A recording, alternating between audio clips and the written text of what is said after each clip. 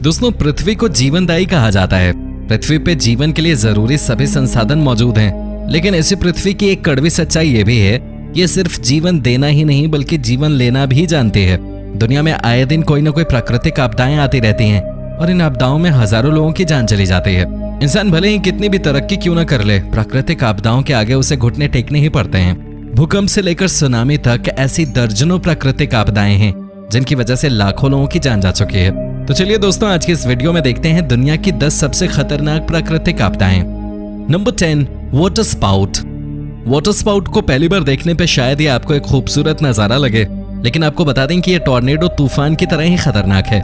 Tornado और water spout में फर्क सिर्फ इतना ही है कि वाटर स्पाउट सिर्फ पानी के ऊपर ही होने वाली घटना है, ये पानी से बाहर नहीं जा सकता। लेकिन उसका ये मतलब बिल्कुल नहीं है कि ये खतरनाक नहीं है। पानी में रहते हुए ही ये कई शिप और इंसानों को अपनी चपेट में ले चुका है। वाटर स्पाउट अगर ज्यादा स्ट्रांग हो तो फिर ये एयरक्राफ्ट्स के लिए भी खतरा बन जाता है। वाटर स्पाउट अपने साथ थंडर स्टॉर्म और लाइटनिंग स्ट्राइक भी लेके आता है। तेज हवा के कारण समुद्र में भी ऊंची ऊंची लहरें उठने लगती हैं। वाटर स्पाउट के आसपास आने वाले सभी जीव वाटर स्पाउट में फंसकर तेज हवा की वजह से ऊपर उठ जाते हैं और फिर इसमें फंसे रहने के कारण इनकी मौत हो जाती है। कई बार ऐसा भी होता है कि मछली समेत दूसरे जीव वाटर स्पाउट की चपेट में आकर बादल में पहुंच जाते हैं और फिर बादल के साथ ट्रैवल करते हुए कहीं दूर जाके गिरते हैं। Number 9, beacon of Maracaibo. बारिश के दौरान बिजली चमकना आम बात है, लेकिन जब यह लगातार कई घंटों तक होता रहे तो फिर हैरान होना लाजमी है। वेनेजुएला के लेक मारासेबो के आसपास साल के लगभग 300 दिन बिजली चमकने की घटना होती रहती है और ये कोई घंटे 2 घंटे के लिए नहीं बल्कि लगभग 10 घंटे तक लगातार जारी रहती है। हर मिनट लगभग 28 बार बिजली चमकती है। बिजली इतनी तेजी से चमकती है कि रात के समय में भी पूरा एरिया रोशन हो जाता है।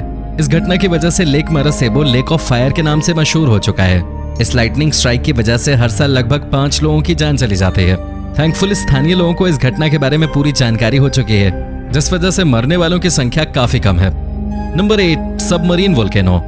वोल्केनो के बारे में तो आपने बहुत सुना और देखा होगा, लेकिन क्या आपने कभी सबमरीन वोल्केनो के बारे में सुना है? जी हाँ, समुद्र के अंदर भी वोल्केनो मौजूद हैं और इनकी संख्या लाखों में है। सबमरीन वोल्केनो भी अर्थ सरफेस पे मौजूद वोल्केनो जितना ही खतरनाक होता है। सबमरीन वोल्केनो समुद्र की गहराई में टेक्टोनिक प्लेट फॉर्मेशन वाली जगह के आसपास मौजूद होता है। वोल्केनो से निकलने वाले कुल मैग्मा में लगभग 75% मैग्मा सबमरीन वोल्केनो से ही प्राप्त होता है। सबमरीन वोल्केनो से निकलने वाले मैग्मा से समुद्री इकोसिस्टम को हीट और केमिकल सप्लाई प्राप्त होता है। एक अनुमान के अनुसार प्रति 1 मिलियन स्क्वायर किलोमीटर में 4000 सबमरीन वोल्केनो मौजूद हैं। सबमरीन वोल्केनो की मौजूदगी की वजह से उस एरिया के आसपास के पानी की डेंसिटी काफी कम हो जाती है। ऐसे में अगर वोल्केनो की लोकेशन की जानकारी न हो तो शिप पानी में डूब सकता है। Number 7, ice tsunami. Ice tsunami एक रेयर नेचुरल फिनोमेना है। ठंडे इलाकों में सर्दी के मौसम में अक्सर समुद्र और झील का पानी जमकर बर्फ की मोटी चादर में बदल जाता है। जमा हुआ बर्फ जब तेज हवा के कारण टूटकर किनारे पे जमा होने लगता है, उसे ही आइस सुनामी कहते हैं। सर्दी खत्म होने के बाद आइस सुनामी का खतरा और ज्यादा बढ़ जाता है। सर्दी के बाद बर्फ की चट्टानें टूटने लगती हैं और फिर ओशन करंट्स और तेज हवा के कारण बर्फ के बड़े बड़े टुकड़े तट की ओर आने लगते हैं। अगर हवा तेज हो तो समुद्र के आसपास बनी बिल्डिंग्स भी आइस सुनामी की चपेट में आ जाती हैं। आइस सुनामी की वजह से समुद्र तट पे 30 से 40 फीट ऊंचाई तक बर्फ जमा हो जाती है। आसपास बने घर, रोड और बड़े बड़े पेड़ भी टूट जाते हैं। आइस सुनामी की वजह से इंसानों की जान जाने का खतरा बहुत कम होता है। इसके बावजूद इसे खतरनाक माना गया है क्योंकि इसकी वजह से काफी ज्यादा नुकसान झेलना पड़ता है और अगर सावधानी नहीं बरती जाए तो ये जानलेवा भी बन सकता है। Number 6, global warming. दूसरी प्राकृतिक आपदाओं पे इंसान का कोई कंट्रोल नहीं है, लेकिन ग्लोबल वार्मिंग इंसानों द्वारा खुद खड़ा किया गया संकट है।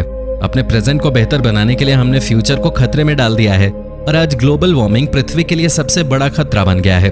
जिस सनलाइट और सोलर रेडिएशन को पृथ्वी की सतह से टकराकर वापस स्पेस में चले जाना चाहिए था, वो एटमॉस्फेयर में कार्बन डाइऑक्साइड और दूसरे एयर पोल्यूशन जमा होने के कारण पृथ्वी के एटमॉस्फेयर में ही फंसा रह जाता है, जिस वजह से पृथ्वी का तापमान लगातार बढ़ रहा है और तापमान बढ़ने की स्पीड भी साल दर साल लगातार बढ़ रही है।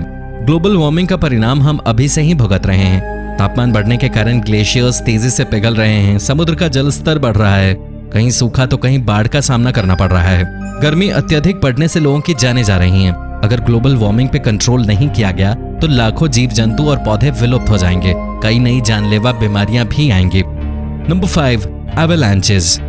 एवलांचेस यानी हिमस्खलन। इसकी चपेट में आने वाले इंसान का बचना काफी मुश्किल हो जाता है। हिमस्खलन की घटना तब होती है जब बर्फ की चट्टान के नीचे का लेयर टूट जाता है। बर्फ के नीचे का स्लैब टूटने के बाद ऊपर का हिस्सा काफी तेजी से नीचे की ओर स्लिप करने लगता है। नीचे की ओर आते हुए इसकी स्पीड और एरिया बढ़ती जाती है। इसकी चपेट में आने के बाद बचकर निकलना काफी मुश्किल है। हिमस्खलन का कारण सोलर रेडिएशन के कारण बर्फ का पिघलना, ज्यादा बारिश, अर्थक्वेक, रॉकफॉल, आइसफॉल इत्यादि हैं। हिमस्खलन में बर्फ का ज्यादातर हिस्सा पाउडर में बदल जाता है, जिसे पाउडर स्लो एवलांचेस कहते हैं। इसकी स्पीड लगभग 300 किलोमीटर प्रति घंटे की होती है। हिमस्खलन की वजह से पूरी दुनिया में हर साल लगभग 150 लोगों की जान चली जाती है। Number 4, wild fire.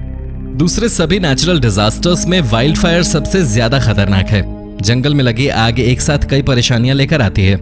जंगल में आग लगती कैसे है? ज्यादातर तो इसके पीछे इंसानों का ही हाथ होता है, लेकिन कभी कभी प्राकृतिक कारणों से भी आग लग जाती है। आग के कारण इंसानों के साथ ही सैकड़ों जानवर और पक्षियों को बेघर होना पड़ता है। इंसानों को तो बचा भी लिया जाता है, लेकिन न जाने कितने जानवरों और पक्षियों की मौत इस आग की वजह से हो जाती है। आग के कारण जंगल के आसपास रहने वाले लोगों को तो परेशानियां होती ही हैं, साथ ही एटमॉस्फेयर पे भी इसका बुरा असर पड़ता है। वाइल्ड फायर के कारण particular matter, carbon monoxide, nitrogen oxides और non methane organic compound atmosphere में जमा हो जाता है। ग्लोबल वार्मिंग बढ़ाने में भी वाइल्ड फायर रेस्पॉन्सिबल होता है। Number 3, lightning strike. आसमान में चमकती बिजली तब तक ही सुरक्षित है जब तक वह आसमान में रहे। अगर बिजली ग्राउंड की ओर आती है तो फिर यह जानलेवा हो जाता है। हवा और जलकणों के बीच घर्षण के कारण पैदा होने वाली ये बिजली लगभग 3 लाख किलोमीटर प्रति घंटे की रफ्तार से ट्रैवल करते हुए ग्राउंड की ओर आती है। इस बिजली का पावर 1 बिलियन वोल्ट्स होता है। यदि कोई इंसान इसकी चपेट में आए तो उसका बचना काफी मुश्किल हो जाता है।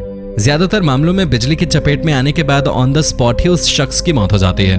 अगर किस्मत अच्छी रही और जान बच भी गई तो कोमा में जाने के चांसेस रहते हैं और फिर परमानेंटली पैरालिसिस भी हो सकता है।